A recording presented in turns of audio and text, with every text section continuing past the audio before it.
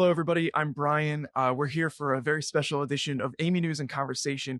We're here on the Expo Hall floor. It's Saturday at AAMI eXchange 2023 in Long Beach, California. And I'm here with a really exciting guest today. This is Dr. Kevin Fu. Kevin just won the Cybersecurity Visionary Award. And Kevin, you want to introduce yourself? Thanks, Brian. Sure. I'm Professor Kevin Fu from Northeastern University. And I also run the Archimedes Center for Healthcare and Medical Device Cybersecurity at Northeastern. I wanted to congratulate you for the AAMI MedCrypt Cybersecurity Visionary Award, of course. We're going to talk a little bit about what makes you a cybersecurity visionary. But before all of that, let's talk about just cybersecurity right now, because I came from HIMSS 2023 not too long ago, and people weren't talking about cybersecurity as much as I'm used to hearing at a conference like HIMSS. Is it still a problem? Is this something that's fixed yet? Cybersecurity is like healthcare. It's never going to be just fixed. It needs to be managed. It's something we need. We're going to live with it. There are risks. We need to keep them in check. I think at a place like HIMSS that's more IT focused, they're thinking more about data breaches in terms of risk. Whereas at AAMI, of course, medical device manufacturing, you're thinking about safety and effectiveness, availability. And availability is the number one property here, in my opinion, for medical devices. So you're going to be hearing about cybersecurity quite a bit in the OT or operational technology field of medical device security. Okay. So let's talk a little bit about you first. Your history, as I remember, you started up the Archimedes Center. That was the first time I heard about Kevin Fu. And then you transitioned as the basically head of cybersecurity for the FDA. That was an interim position. You want to tell me a little bit about that? Sure. So one of the great things about being a professor is that every 7 years or so, you can take a sabbatical. You have an opportunity to take a leave, to do some temporary work for the government. And so I was really happy to be invited by the FDA to be their inaugural acting director of medical device security in CDRH, the Center for Devices and Radiological Health. And I just really appreciated the time there. But it was also, I think, a really important time where there are a number of changes that occurred in that short time frame. I mean, we were talking about, this was almost post-COVID or still a little during the pandemic when things were happening. Yeah, peri-COVID. Peri-COVID, right. But what were kind of the main pain points during that time, or are we still thinking about them today? I'd say one of the big pain points during my time, and in terms of pain, I'm thinking about things that need solutions, would be how to ensure high availability of computing despite endemic cybersecurity threats. These threats ranging from run-of-the-mill ransomware to nation-state actors who are deliberately trying to basically cause problems or extort money. Yeah, a lot of your research in the past has been about some very interesting vectors of attack. The biggest one I can think of right away is laser through a window into an Alexa to tell you open up the garage door. But so were there any vectors of attack maybe during the pandemic that you were thinking about saying, oh, this is going to be an increasing problem that we need to address in cybersecurity for medical devices?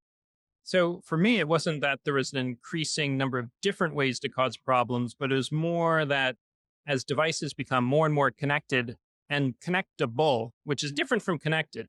Connectable means there's some way to make it connected, even if it's not supposed to be connected. And that really concerned me because there's this exponential increase of the threat surface and different ways an adversary can essentially break in. So it wasn't to me that there's a new way of breaking in, but there's just more to break into to disrupt the safety and effectiveness and the availability and integrity. Lots of moments of opportunity for bad actors. Unfortunately. Yeah. So let's go into that, though. So, something that I've heard quite a lot is bad actors are good at collaborating, good at sharing information with one another. Is that something that we can do on our side to combat this? Well, it would be great if the technical turnaround time on the defense side were as fast as, say, human resources for the ransomware companies. The ransomware organizations, they could be organized crime. They are business centers. they are profit driven. And if you can't figure out how to buy a Bitcoin, you can dial their tech support and they will teach your grandmother how to get a Bitcoin very fast. Uh, we don't have that luxury on the defense side, unfortunately. The economics are not necessarily in our favor. And that's, in my opinion, really what boils down to, well, this is a place where regulation is something that's going to be, part of your balanced breakfast. And so the regulatory landscape has shifted from, hey, everybody, do your job on software, kind of hand wavy, to suddenly, hey, manufacturers, please provide your software bill of materials with your list of known vulnerabilities, et cetera, et cetera. There's a lot more about what we know how to make more secure and secureable and maintainable software today. And that's why you're seeing it inside regulatory language. Great. I'm glad that you brought up SBOM's software bill of materials, because that is a point of discussion that I've heard from some people. It seems everyone's on board with, yeah, we need to be using these. But there is some, I guess, controversy around whether or not it can cause problems as well. Keep in mind, what's the alternative approach? The alternative approach today is somebody says, hey, Log4j, or hey, magic software package, there's a security hole. And everybody runs around with their hair on fire going, oh gosh, what inside this health system needs to be updated? I would rather be in the situation where I'm given a flashlight to say, well, this bunch of software is where you need to focus your time. And so that's one of the use cases of an SBOM, to focus your time on the devices that matter, as opposed to investing energy into something that you don't need to spend time on right now. But in particular, from the regulatory perspective, the SBOMs are really helpful pre-market, just to identify risk and to understand how well the compensating controls and other mechanisms are effectively defending, even if there's some kind of vulnerability built in. Interesting. I like that. And you and I, we talked a little bit about the omnibus bill offline, where you're talking about that pre-market approval. Can you tell me a little bit more about that? I hear there's kind of something of a deadline coming up in October. Right. So the omnibus bill has a number of what I would consider pretty high-tech requirements inside of it, things like software bill of materials. But I think independent of what it requires are the deadlines. So the deadline has already passed. The law went into effect in March of 2023, and then FDA sent out a final guidance in response, because they are required to enforce this by Congress. It's not optional.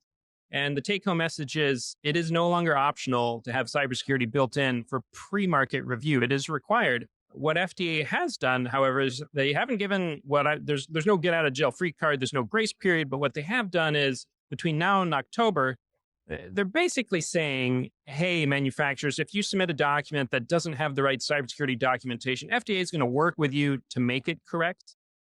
Whereas after October, if it's not correct, if you haven't submitted the right cybersecurity documentation, as far as I can tell, my interpretation is that's a desk reject. Right. So, expect your 510K to get bounced back. But between now and October, FDA has spoken that they're going to work with manufacturers to sort of redirect their energies if there's misunderstandings about what kind of cybersecurity expectations as a result of that omnibus bill, which is pretty clear on what has to be submitted. And so FDA isn't diverging from what Congress has required. Oh, that's great. So members, viewers, take note. Time's running out. But let's talk about next steps for you, because you've moved now back to a new institution. You've left the FDA, and you've brought the Archimedes Center with you, right? You brought the whole lab, you were telling me. That's right. So I'm moving into a new laboratory building this summer at Northeastern University in Boston. We have about a dozen campuses across the U.S., as well as London and Canada. And it's really exciting because not only is it a highly interdisciplinary university, I'm also in bioengineering, as well as electrical and computer science. Okay. And one of the exciting things is the co-op program. It's really a big part of what every student does, why students go to Northeastern University, is they know that they're going to spend time in industry as part of their studies. And that's really key to medical device security, getting students into the field early, getting them training, getting them exposed to some of these problems where we really need their help. I was asking you, is there a call to action here then, maybe for the folks here on the expo hall floor, manufacturers who might want to be partners with this program, anything like that? Is that an open opportunity? It is an open opportunity. Northeastern has been doing this program for decades. Thousands and thousands of students have gone through it. In fact, some of our students who have gone through the co-op program have gone on to become CISOs in medical device security at large medical device manufacturers. Maybe future cybersecurity visionaries. Yeah, I would not be surprised. Future visionaries. I would say companies are welcome to reach out to the Archimedes Center. Our managing director would be happy to talk about how companies can get involved. They do look for serious inquiries for students to do intellectually stimulating work to further with their career building. But it's a great benefit not only for the student but also for the company for hiring. Because especially if you're a company who's struggling to hire cybersecurity talent, this is a great way to get that early talent before they graduate. That's fantastic. And, we're talking about stimulating work. Is there any upcoming projects of your own that you're excited about or you want to talk about right now? Yeah, well, one of the things I'm really excited about is Archimedes is back to its in-person events after the pandemic. Oh, right. We're holding our first in-person event in September, and Suzanne Schwartz from the FDA will be headlining our event. And we're also going to have 2 days of training by some AAMI regulars. People will be giving, Adam Shostak will be giving some threat modeling tutorials, and Michelle Jump will be giving some medical device security tutorials as well, more on the regulatory side. Oh, great. And it's going to be a great time in Boston. And I promised everybody there will be lobster. Well, you better deliver then. I know. Great. All right, Kevin, this has been a really good talk. Is there anything else that you want to talk about? Maybe a main takeaway for our viewers, listeners? I just think AAMI is an amazing organization. I'm just so grateful that I was able to get involved with AAMI a little more than a decade ago when they created the very first medical device security working group, the very first AAMI TAR 57, which has morphed into SW 96, which was just released. I'm just really glad that AAMI is doing this for the community. And I would say to others, get involved with the working group. It's going to be a constant evolution of medical device security. It's not going to be static. It's going to be changing forever. Yeah. And we need good people at the table. No, absolutely. And for anybody who's curious about SW96, I will put a link in the description so they can find out more about that standard. But thank you again so much, Kevin, for taking the time to speak with us today. I hope you enjoy AAMI eXchange, and congratulations again on the award. Yeah. Thank you, Brian. And thank you to AAMI. Yeah. And thank you to MedCrypt for making this award possible. Absolutely.